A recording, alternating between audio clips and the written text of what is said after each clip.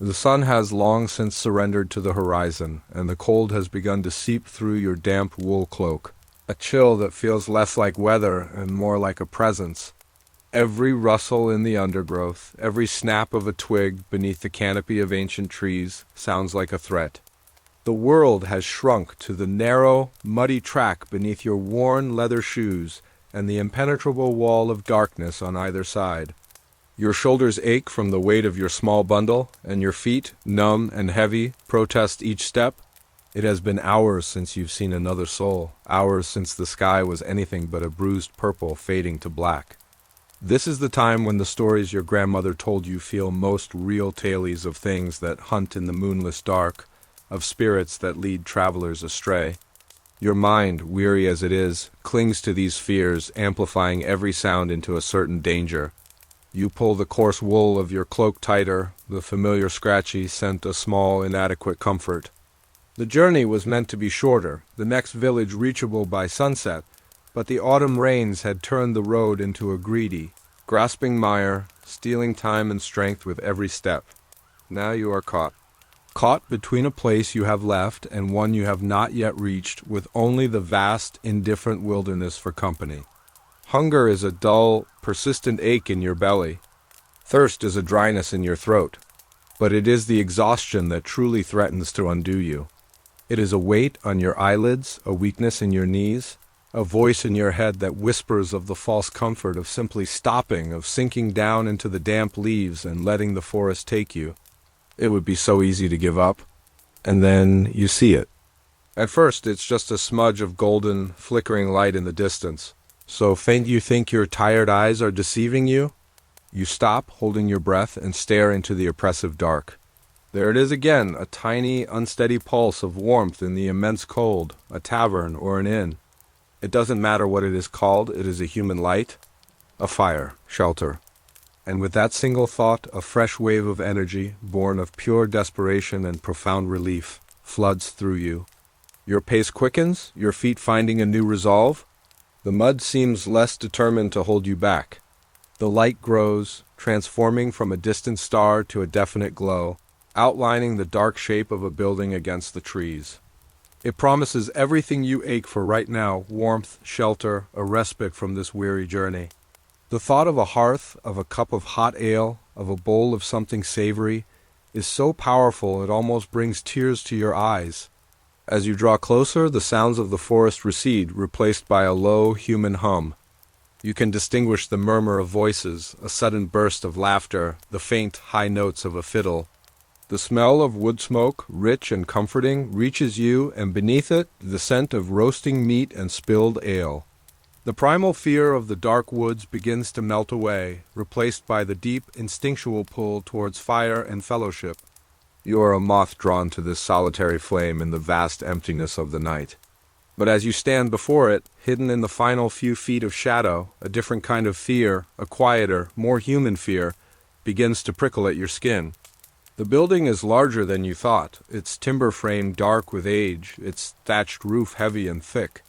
Light spills not only from the windows, but from the cracks in the walls, painting shifting patterns on the muddy ground.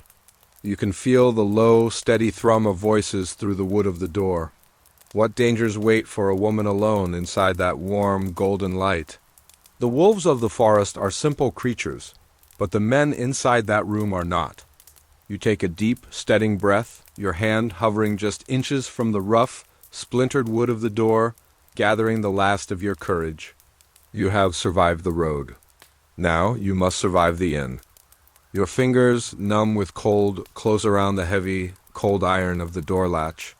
For a moment you just stand there, gathering your will. Then you press down. The mechanism gives with a loud clank, and you put your shoulder into the solid oak. The door groans open on complaining hinges, revealing the world within. It is not a gentle welcome. It is an assault. You are hit by a physical wall of heat, noise, and smell that makes you recoil, your senses reeling from the sudden, overwhelming transition from the cold, silent emptiness outside. The air is thick enough to taste, a heavy, stifling blanket woven from a dozen different scents. The most dominant is wood smoke, sharp and acrid, pouring from a great central hearth that battles to keep the chill at bay but fills the room with a perpetual haze. Beneath the smoke is the smell of humanity.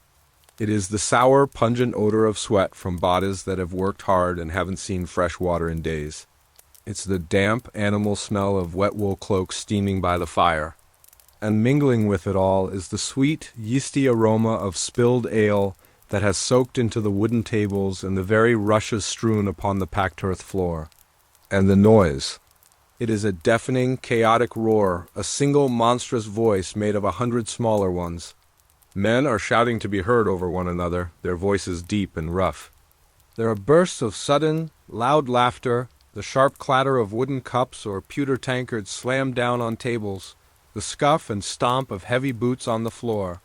Somewhere in the churning chaos you can just make out the high, thin sound of a fiddle, playing a tune that is more frantic than merry, a desperate attempt to rise above the din. The sound washes over you, a wave of shouting and laughter that you can feel in your chest, making your own weary heartbeat seem quiet and frail in comparison. Your eyes struggle to adjust to the gloom. The room is a world of shadows and flickering light. The great fire in the center is the main source of illumination, and it throws huge, dancing silhouettes against the dark, timber-bird walls. Men loom larger than life, their gestures magnified, their faces appearing and disappearing in the shifting glow. A few tallow candles sputter on the tables, their wicks drowning in pools of melted fat, giving off a foul smell and a weak, sickly light that seems only to deepen the surrounding darkness. It is a treacherous landscape for the eyes, a place where you cannot quite be sure of what you are seeing. And in the moment you step across the threshold, a subtle change occurs in this chaotic ecosystem. The roar does not cease, but a few notes in the symphony of sound fall away. Heads turn. From across the room, through the smoke and shifting light, you feel the weight of their gazes. It is not a welcome, it is an appraisal. You are instantly catalogued, a woman, alone, a traveler by the mud on your cloak and the weariness in your posture. In their eyes you see a flicker of curiosity perhaps, but also a raw, calculating assessment. You are an anomaly, an unknown quantity in this closed world, and therefore either a problem or an opportunity. Your heart hammers against your ribs. Every instinct screams at you to turn and flee back into the comparative safety of the dark woods. But you know that is no longer an option. Your survival now depends on navigating this new wilderness. Your first task is to become invisible. You keep your eyes downcast, pulling your cloak around you like a shield, and begin to move. You do not head for the warmth of the fire, that is the center of the territory, the domain of the loudest and the strongest. Instead, you scan the periphery, the dark edges of the room. Your goal is a small patch of real estate, a shadowed corner, a space at the end of a rough-hewn bench against the wall where you can put your back to something solid. You move slowly, deliberately, a small, quiet boat navigating a stormy sea of men. You step carefully over an outstretched leg, skirt a table where a game of dice is being played with fierce concentration, and ignore a soft, wheedling call from a man whose face is hidden in shadow. Finally, you see it. A small, unoccupied space at the end of a long trestle table, deep in a corner far from the door. You slide onto the bench, your bundle held tight in your lap, and for the first time since entering, you allow yourself a single, shallow breath. You are in. You are seated. Now, the real work of observation can begin. Take a deep breath with me, ... Can you smell it? The smoke, the damp earth, the spilled ale?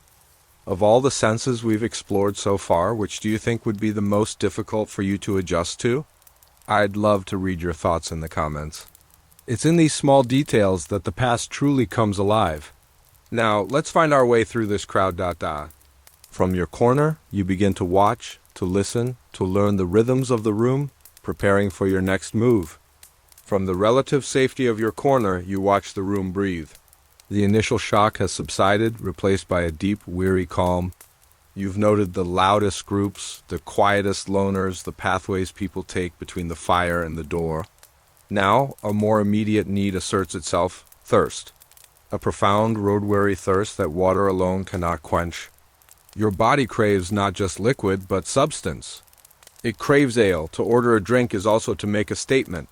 It says you are not a beggar seeking warmth, but a customer with a right to be here. It is a small piece of armor, and you need it.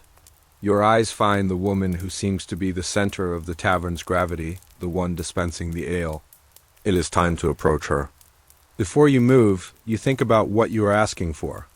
Ale, in this time and place, is not a luxury, it is life. It is often far safer than the local water, which could carry any number of sicknesses. The brewing process itself, the boiling of the water, kills the invisible threats within it. For many people, ale is a significant part of their daily diet, a thick, nutritious, life-sustaining brew often called liquid bread. The drink you are about to order will bear little resemblance to the clear, golden ales of a future you cannot imagine. It will be cloudy, thick with suspended yeast and proteins from the grain. It will be served at room temperature, and its flavor will be a mystery until the first sip. Every batch is different dependent on the skill of the brewer, the quality of the barley and oats, and even the season. It could be sweet and warming, or it could be thin, sour, and on the verge of turning. You are not just buying a drink. You are placing your trust in the hands of its maker. And the maker, the one you now watch from across the room, is a woman. They often are. She is the brewster or the alewife. This establishment is likely her home and her entire world. She moves with a heavy, certain efficiency, wiping the counter with a damp cloth, refilling a cup, exchanging a sharp word with a patron who has had too much. She is not young. Her face is a map of her life, lined with worry and fatigue, but her eyes are sharp, missing nothing. Her arms are strong from hauling water and grain, and she carries the weight of her authority with a stoicism that has been hard-won. To be an alewife is to walk a precarious line. It is one of the few avenues of financial independence available to a woman, especially a widow, but it is a path fraught with peril. She must be both welcoming to attract customers and firm to maintain order. She is surrounded all day and all night by men, many of whom are drinking away their reason. She lives with the constant threat of drunken brawls, of customers who will not pay, and of accusations that her measures are short, that her ale is watered down. Her reputation is her most valuable asset, and it is as fragile as a clay pot. You see in her a reflection of your own vulnerability, but magnified and made permanent. She does not have the option of leaving at dawn. This is her life. You gather yourself, push off from the bench, and begin the short, perilous journey to the serving counter. You keep your eyes fixed on her, a silent signal of your intent. As you get closer, you see the details, the stray strands of gray in her tightly bound hair, the sheen of sweat on her brow from the heat of the fire, the way her mouth is set in a firm neutral line. You arrive at a small, clear space at the counter and wait. You do not speak until she turns her gaze to you. Her eyes are not unkind, but they are deeply weary. They take you in, just as the men's did, but the assessment is different. She is not gauging threat or opportunity, but something more practical. Your sobriety, your ability to pay, the likelihood that you will cause trouble. Ale, you say, your voice quieter than you intended, but clear enough. You place your coin on the damp wood of the counter.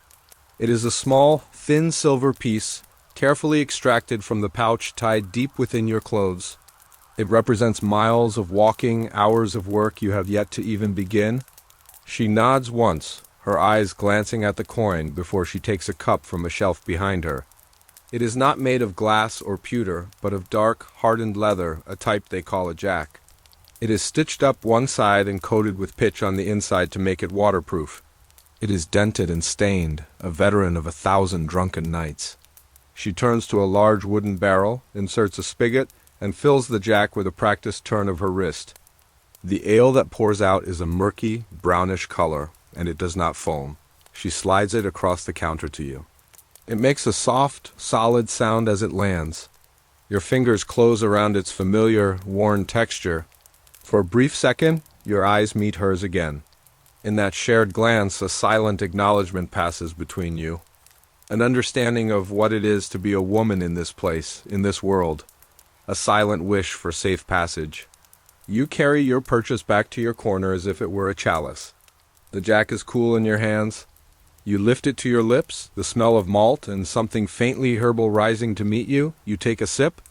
It is thick, slightly sweet from the malted barley, with a wholesome, bready taste. It is not the best ale you have ever had, but it is far from the worst. It is nourishing. You can feel its warmth begin to spread from your stomach through your chest, a slow glooming flower of comfort and courage. You hold the leather cup in both hands, cradling it. This is more than a drink. It is a shield. It is a claim. It is the first small victory in the long night ahead. The ale is a small, warm anchor in the shifting sea of the tavern. From your corner, nursing the precious drink, your senses begin to organize the chaos into something understandable. The room is a living map of society, a place where every path of medieval life converges for a single night. Your gaze drifts from face to face, and you begin to read the stories etched there. You are no longer just surviving the room. You are beginning to understand it. Near the great hearth, where the heat is strongest, sits a group of soldiers they are impossible to ignore. They are not a formal unit in shining, uniform steel, but a motley crew of veterans. They are allegiances likely pledged to some distant lord whose wars have, for now, ended or paused. Their armor, what little they wear inside, is a mismatched collection of dented helms, boiled leather jerkins, and odd pieces of mail, all of it scarred with the marks of past conflicts. A few pieces of their more serious protection, a shield with a faded device, a long sword in its scabbard, are propped against the wall like sleeping beasts.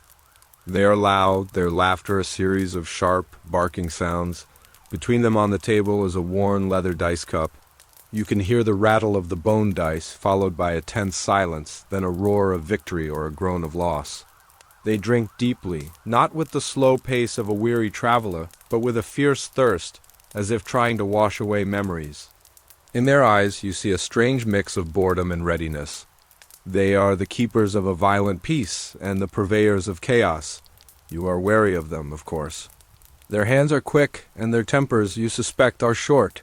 They represent the most obvious physical threat in the room. In a quieter, more shadowed booth, another story unfolds. 3 men are hunched over their cups, their bodies turned inward, creating a small circle of privacy. They are merchants, you guess, from the quality of their wool tunics, dyed a deep blue and a russet brown colors that cost coin. Their faces are keen, their hands gesturing as they speak in low, urgent tones. You cannot hear their exact words, but you can catch the rhythm of their conversation, a litany of places, numbers, and commodities. They speak of wool prices in Lynn, the cost of shipping wine from Gascony, the new taxes levied by a local bailiff. And they speak of the roads. They mention the very track you just traveled, a washed-out bridge further north, and the persistent rumor of bandits operating in the Weald. Their fear is not of a sudden tavern brawl, but of a calculated ambush on a lonely stretch of road, the loss of a year's profit in a single, violent afternoon. They are playing a different game than the soldiers, one with higher stakes and quieter moves. You wonder if their soft-spoken nature makes them any safer. A stolen purse is, after all, a stolen purse, whether taken by a soldier's dagger or a merchant's clever lie. Your eyes, then, find a scene of startling domesticity near the edge of the firelight. A man and a woman sit close together on a bench, a small child, no more than 4 or 5 years old, asleep in the woman's lap. They are not travelers, you think, but locals. Their clothes are simple, homespun, and patched, but clean. They speak little, sharing a single cup of ale between them. The man stares into the fire, his face blank with exhaustion after a long day in the fields. The woman gently strokes her child's hair, her movements slow and automatic. Her presence in the room is a quiet defiance. She is not here as an alewife or a serving girl. She is here with her husband, claiming her small space in this public, masculine world. Seeing her, you feel a strange pang, a mix of solidarity and a deeper sense of your own solitude. Her safety is bound up in her husband's presence. Yours is entirely your own to guard. Her child sleeps, oblivious to the noise and the rough company, a small island of innocence in a sea of worldly cares. And finally, there is one more figure who catches your attention. A man sits alone, not far from you, his back straight against the wall. He is utterly still, a rock in the turbulent current of the room. He nurses a cup, but his gaze is distant, unfocused. On his simple cloak, a single badge is sewn, a faded scallop shell. A pilgrim. He is on his way to or from a holy shrine, perhaps as far away as Santiago de Compostela in Spain, or maybe a closer one like the tomb of St. Thomas Becket in Canterbury. His journey is one of faith, an act of penance or devotion. He carries with him an aura of purpose that sets him apart from everyone else.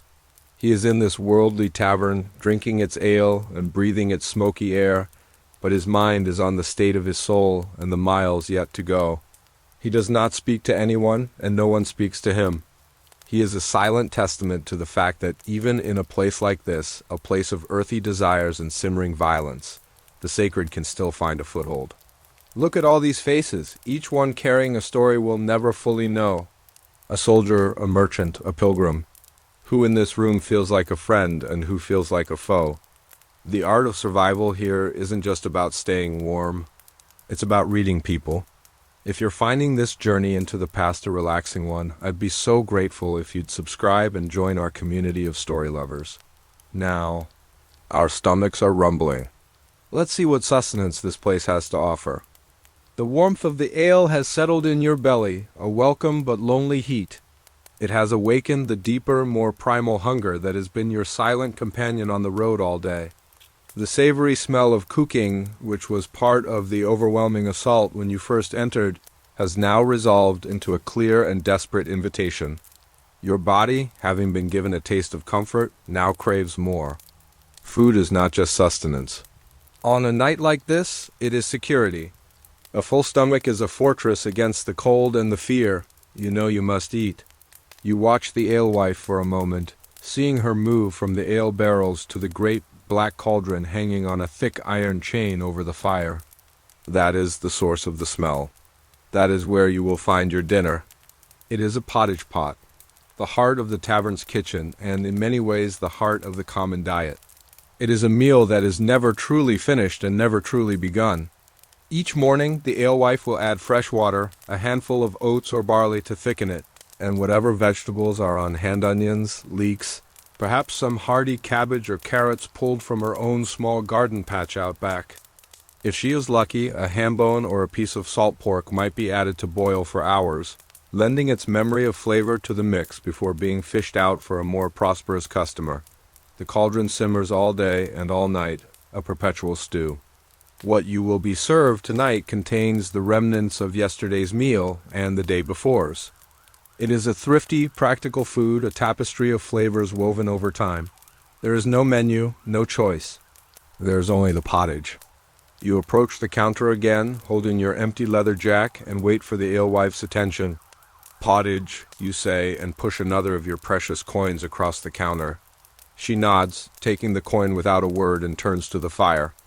She uses a long-handled ladle to scoop a generous serving from the cauldron into a rough, dark wooden bowl. It's a simple vessel, worn smooth with use, its rim darkened from 1,000 prior meals. Beside it she places a thick slice of bread. It is not the fine, white-manchet bread of a lord's table. It is dark, heavy, and dense, made with rye or barley flour. It looks coarse and uninviting, but you know it is the perfect tool for the meal ahead. She pushes the bowl and bread towards you. You hesitate for a moment. You have a knife, a small one, tucked in your bundle, but you have no spoon. Many travelers carry their own, a simple one of wood or pewter, but yours was lost somewhere on the road. You look at the alewife, a silent question in your eyes. She understands and gestures to a small pot on the counter containing a few greasy-looking wooden spoons. She takes one, wipes it absently on her apron, an apron that has already wiped up spilled ale, and greasy hands 12 times tonight, and offers it to you. You stare at the spoon.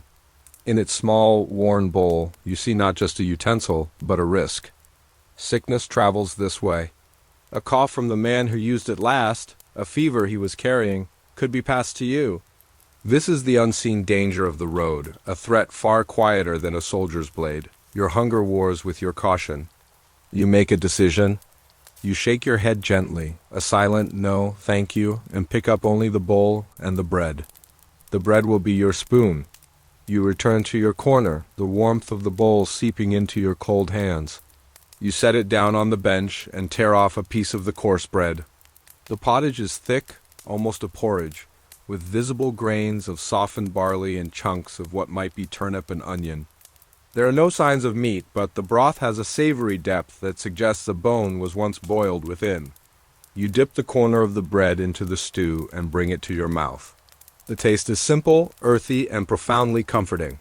It is the taste of the soil, of the harvest. It is not complex or refined, but it is honest and deeply nourishing. The vegetables are soft, cooked down to their essential sweetness. The grains are tender, and the broth is hot, sending a wave of heat right through you that the ale had only begun. You eat slowly, tearing off pieces of bread and using them to scoop the thick pottage, ensuring no drop is wasted. Around the room, you see others doing the same. The boisterous soldiers are quieter now, hunched over their own bowls. The merchants eat with a focused intensity. For these few minutes, a fragile peace settles over the tavern. The shared, simple act of eating, of satisfying a basic human need, creates an unspoken truce. The divisions of status and intent seem to melt away in the face of a common comfort. You are all just hungry souls finding warmth and sustenance together in the dark. When you are finished, you use the last piece of bread to wipe the bowl clean, leaving not a single smear behind. You eat the bread itself, your final, satisfying bite. The gnawing ache in your stomach is gone, replaced by a pleasant, heavy fullness. The world seems a little brighter, the shadows a little less menacing. You feel more grounded, more human. A full stomach is a powerful form of courage. You have found food, you have found warmth, and for now, in this small corner of a loud and dangerous room, you have found a moment of peace. The pottage and ale have done their work. The gnawing hunger is gone, and a fragile sense of well-being has settled over you.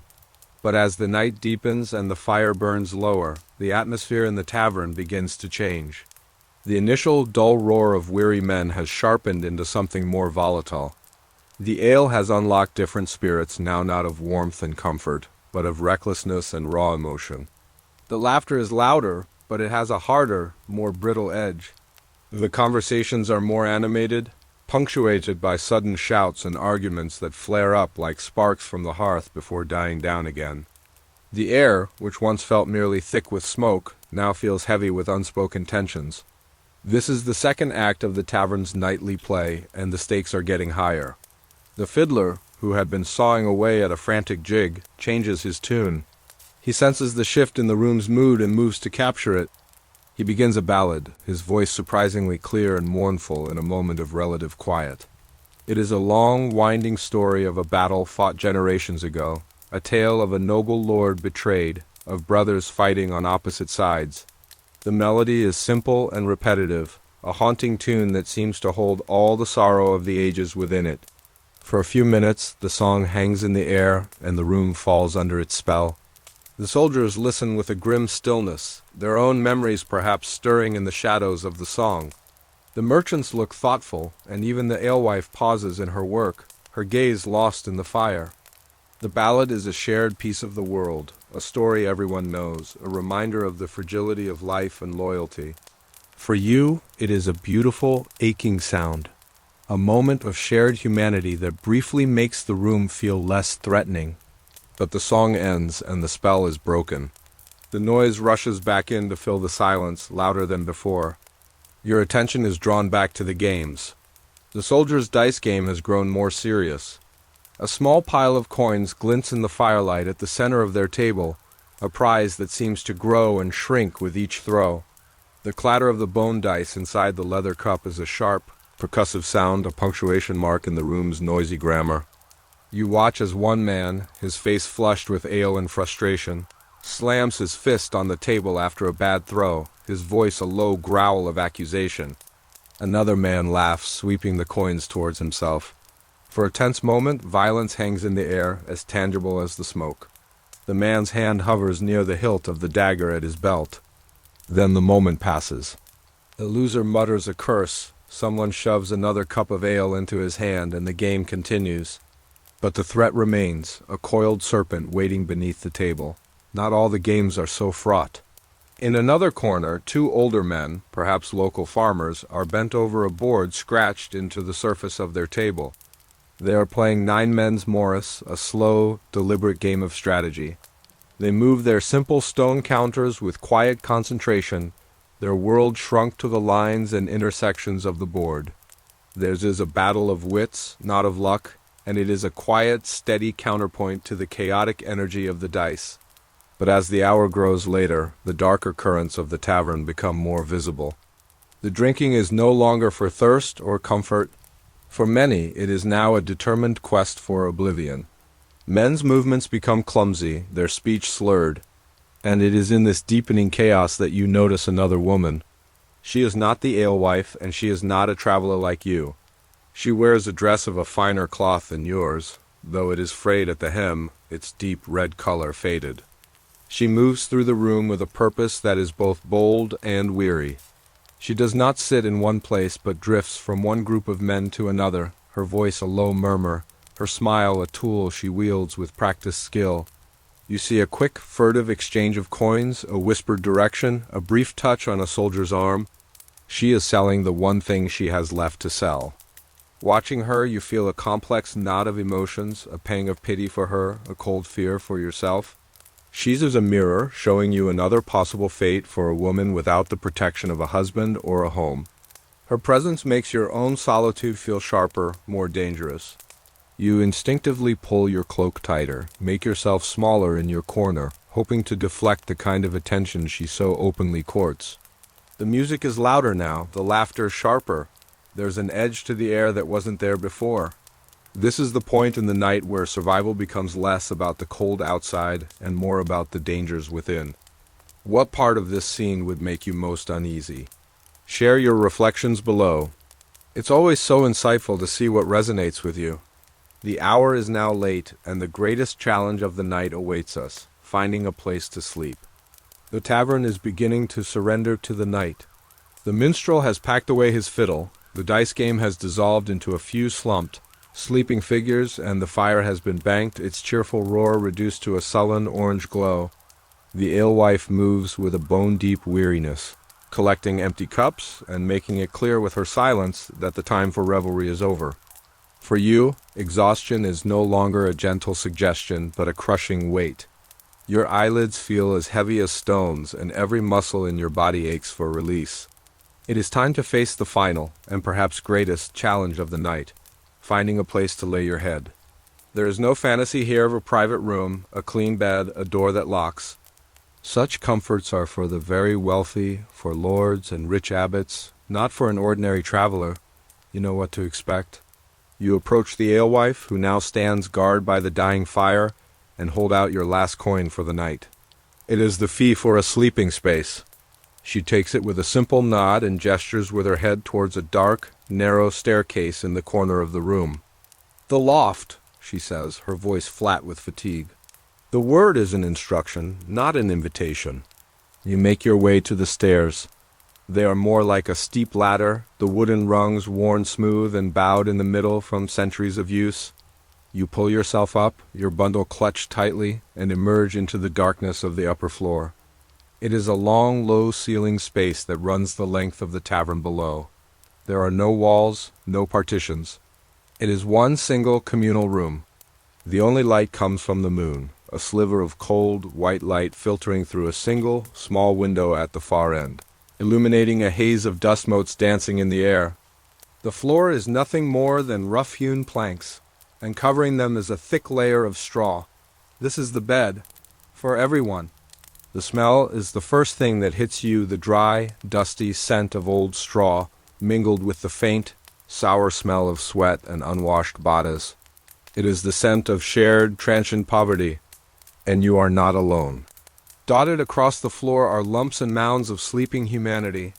You can just make out the shapes in the gloom. There is the solemn pilgrim, already asleep, his body curled tightly, his staff lying beside him like a loyal guard dog. Over there, you see two of the quieter merchants from downstairs, their valuable packs nestled between them. Other forms are just shapeless bundles of blankets and cloaks, their identities lost to the shadows. You must choose your place. You instinctively seek a defensible position, a spot against the far wall, as far from the entrance to the loft as possible. This puts a solid barrier at your back and allows you to keep the rest of the room in your sight line. You avoid getting too close to any one person, creating a small, invisible moat of space around yourself. Here, in this strange and silent company, you will attempt to rest. There is a quiet ritual to preparing for such a sleep. You do not undress. Your clothes are your only armor and your primary source of warmth. You merely loosen the belt at your waist to make breathing easier. Your most important task is to secure your few remaining coins. You check the small leather pouch, feeling the hard, round shapes within it. You ensure the drawstring is pulled tight and knotted, and then you push it deep into an inner pocket of your tunic, a place where a thief's fingers would struggle to venture without waking you. Your small bundle of belongings, a change of linen, a crust of bread for the morning, becomes your pillow, a poor substitute for comfort, but better than the hard floor. Finally, you lie down, pulling your wool cloak over you like a blanket. You curl onto your side, facing the room, one hand resting near your hidden coins. The discomfort is immediate and absolute. The straw is lumpy and sharp, its dry stalk scratching at you through the layers of your clothes. You can feel the cold draft snaking up through the gaps in the floorboards from the tavern below, chilling you to the bone. Every time you shift, the straw rustles loudly, a sound that seems to echo in the quiet room.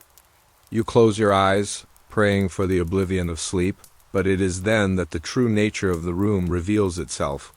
It is a symphony of unquiet sleep. From the corner, a man begins to snore, a deep, rattling, saw-like sound that seems to vibrate through the very floor. Another person coughs, a wet, hacking sound that speaks of ill health. Someone else mutters in their sleep, their words a nonsensical jumble of forgotten conversations and dream-fueled fears. There is the soft rustle of straw as bodies turn, the sigh, the groan, the quiet, troubled breathing of a dozen strangers packed together in the dark.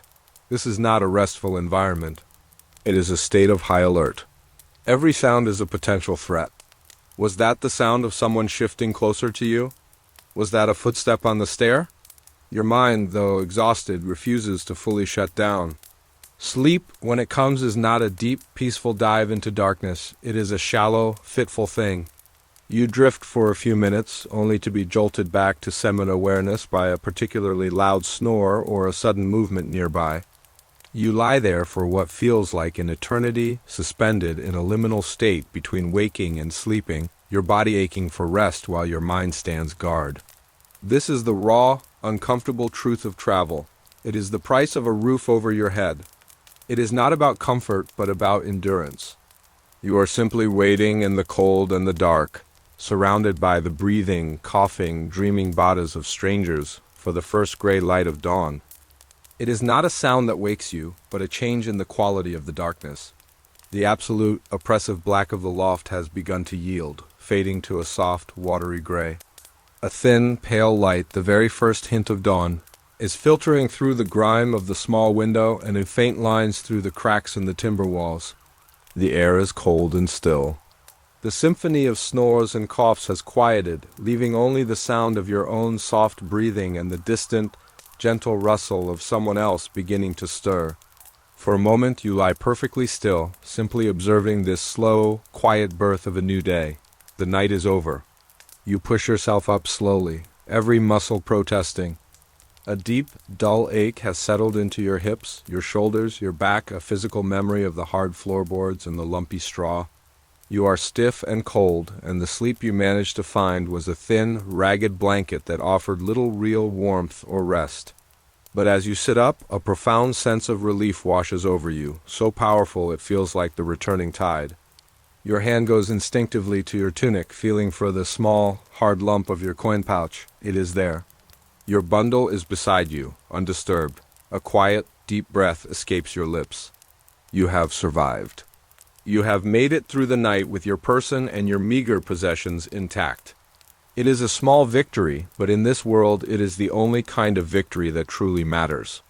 Around you, other shapes are beginning to move, rising from the straw like ghosts in the dim light. There is no conversation, only the quiet rustles of people gathering their belongings. A shared, unspoken understanding that the morning is a time for quiet reflection, not for the noise of the night before. You gather your own small bundle, tying the string with stiff, cold fingers. You smooth down your wrinkled clothes as best you can and sling your cloak over your shoulders. Descending the steep ladder back into the main room feels like returning to a different world. The tavern is silent and empty. The great hearth, which roared with life just hours ago, is now only a bed of soft gray ash with a few sullenly glowing embers at its heart. The air is stale with the ghosts of yesterday's smoke, spilled ale, and crowded humanity. You move towards the door, your soft-soled shoes making no sound on the floor. You pull the heavy iron latch, and the door swings open onto the dawn. The air that greets you is a shock to the system. It is bitingly cold, but it is clean. It smells of damp earth, of wet leaves, of pine needles. It feels pure, and as you take your first deep breath, it is as if you are washing the stale air of the tavern from your very lungs. The sky above is a soft, pearlescent gray, the trees of the forest dark, silent silhouettes against it. The world feels new, as though it has been washed clean while you slept. The path ahead is visible now, no longer a place of imagined terrors, but simply a road waiting for your footsteps. You stand there for a moment on the threshold, looking back into the dark room you are leaving, and then forward into the pale light of the new day. The night was an ordeal, a trial of endurance and quiet courage. But you have passed through it. This simple act of survival, of finding shelter and enduring the discomforts and dangers for a few precious hours of rest, is a story that has been lived 1,000,000 times over by countless souls on countless roads just like this one. It is in these quiet moments of reflection, in the profound gratitude for the light of a new day, that we can feel the resilient, unbreakable thread of the human spirit. And so you turn your back on the tavern and take your first step into the morning,